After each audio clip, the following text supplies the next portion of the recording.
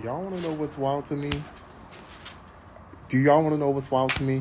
I made this sentence right here: calling your son the man of the house does a lot more damage than y'all think. I'm gonna let y'all pause and read the rest.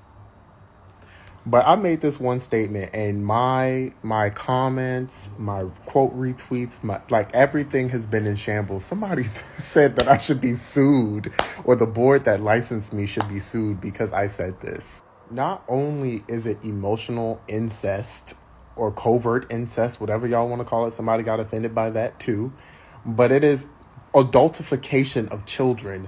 Your 7-year-old son is not the man of your house. I'm sorry. And I worked with people who have done heinous things thinking that they had to because they were the man of the house.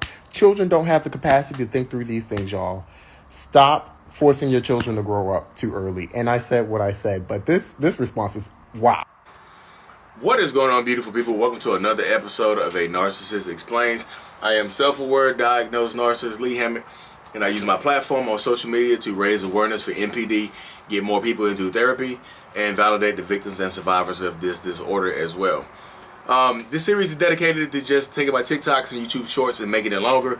This one, they're 30 seconds or less. This is going to be, a little bit longer. So, the one you just watched was about a licensed therapist named Shaheem. You see his name is 5HAHEM. He's a therapist, and he made a good point about calling your infant, your toddler son, or your young son, the man of the house, or putting undue pressure and stresses, putting adult pressure on young kids and things like that. And this is not just for little young boys, it's for young girls and as well. Like, arrested development is real. I know I'm tying this into narcissistic personality disorder and childhood trauma and things like that. So when you force kids you put them in adult roles, like you force them to grow up faster than what they're supposed to grow up. Narcissistic people, like kids, go through trauma when they do that. They skip stages of emotional development, which is called arrested development. You stunt your emotional growth is stunted at a certain age. So that's why a lot of times when you see people that are dealing with narcissists, when you see people that are dealing with narcissistic people, toxic people, or whatever, you feel like you're arguing with a toddler. You see it in my comment section all the time, just like, it always felt like I was arguing with a 10-year-old or 11-year-old or whatever. They don't have enough emotional intelligence to know what they're arguing about. They just, they'll start pouting and crying and stuff like that. And that is why, because young people like that skip stages of emotional development, and that's what happens. You grow up way too fast. You're the man of the house at 6 years old. You're the man of the house, the woman of the house at 10 years old. So you skip, you're taking on the role of a parent.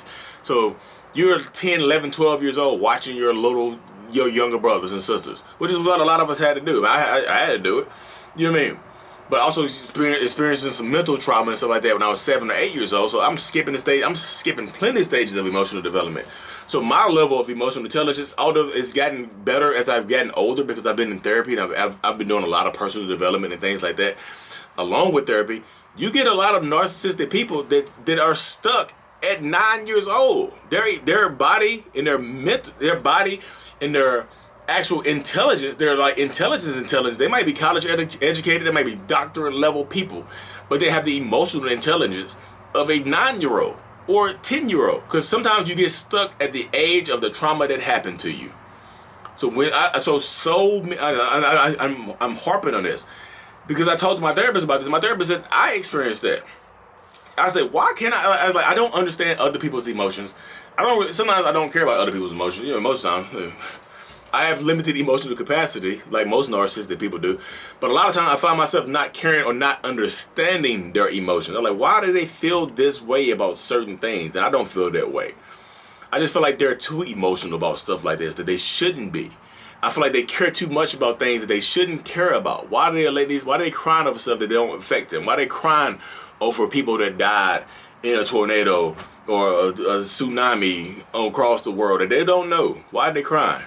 And stuff like that. And she's like, you don't understand that because you have experienced emotional. Emotion. You have a stunted emotional growth, but you've also experienced arrested development. Like you stop your mind, like your body kept growing, your mental capacity kept growing. Like you got smarter because you grown, you have different life experiences. Like you got smarter because you learned in school and stuff like that. Stuff like that. You've been in college, you've gotten smarter. But the emotional part of your brain, the part that connects you, why you should feel this way, why you should be happy, why you should be sad, why you should understand other people's emotions, why you should be connected to other people emotionally, that stopped. Then when you went through what you went through when you were 8 years old, that stopped. That happens a lot right there. I'm telling you, because I know the mindset. I know the mindset of an emotional, I know it. I just like it did stop. So it's just like, I know you when you're arguing with a narcissist, sometimes the argument you feel like you're having when they're blame shifting, instead of it being some sophisticated blame shifting, it goes more like, I know you are, but what am I? I know I did, but what did you do? I know you shouldn't feel the way, but how you feel? You're so sensitive. You're too emotional. You see right there? You see how emotionally disconnected it is? I know you are, but what am I? And that's pretty much the dynamics of the argument that you're having with that toxic person. That's it right there. And it's like, I know it seems something so simple, something so small, as he said, as he said earlier in the video in his TikTok, he said that like, people will attack you for that because that's how we don't see people, you don't see anything wrong with that. A lot of people don't see anything wrong with calling a 7-year-old the man of the house or giving them manly duties. I don't know necessarily know what manly duties are, or giving them stuff like that to do. Like I said, parenting, trying to discipline their younger brothers or sisters, trying to be the emotional. Sometimes in these situations like that, when you're calling them the king or the little queen of your house and stuff like that, the man or the woman of the house and things like that. Sometimes you're putting your emotional baggage onto your kids. You know what I mean? A lot of times that will happen. You put in your emotional baggage, your emotional connections, you're putting it onto your children. You're expecting your children, you're expecting us, you're expecting us to carry the baggage of the burden of your emotions. And let me tell you this right here, y'all, because I know this is gonna get on your nerves right here. Because I see so many people in the older generations than me. So I was born in 1985. July. People always ask me, "You're a Cancer? What are you?" I was born July 14th, 1985. So with that being said, I'm a Cancer. I'm 36 years old. I get a lot of people in the older generation, in their mid to late 40s, 50s, and stuff like that, saying something is wrong with my generation. What's wrong with this generation? This generation so soft. This generation so this. This generation so stupid. This generation this generation that. Y'all, who raised this generation? Who did this? Who is responsible for raising this generation? Who put us here? Who put us through this emotional trauma? Who had us watching our younger brothers and sisters? Who had us being parents at 9, 10, 11, 12 years old? Who had us disciplining our younger brothers and sisters when we should have been outside playing on the playground and stuff like that? Who did that? Who raised us? Who raised this generation? Who did that? This generation so soft. This generation so this. Who raised this generation? Who did that? I know y'all heard that passion pick up in my voice because it's annoying. Who raised this generation? Oh, I didn't raise it. You were part of the generation that did. I didn't raise that generation, Lee. Who raised that generation? Who raised y'all? Y'all raised yourselves. Even worse. Even worse.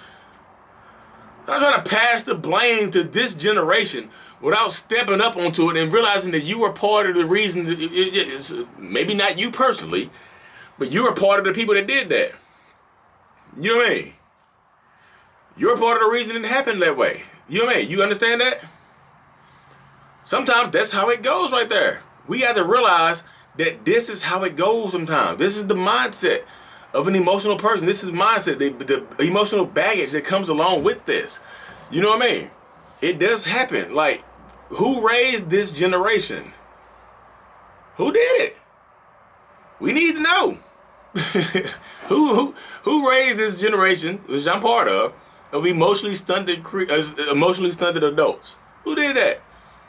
You raised y'all. The previous generation raised a generation of emotionally stunted adults who are raising more emotionally stunted adults.